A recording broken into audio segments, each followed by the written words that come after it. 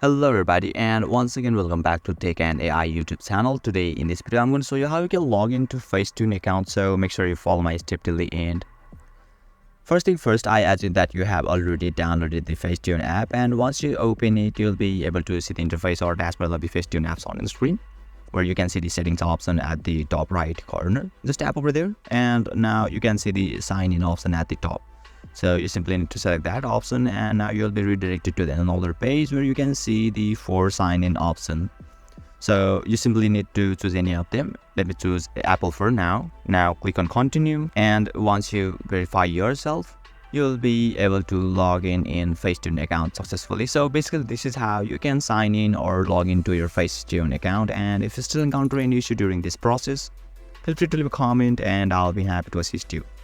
If you found this video helpful, please give it a thumbs up, and if you are new to this channel, make sure to hit the subscribe button and set the bell icon to on so that you can stay up to date with our latest content.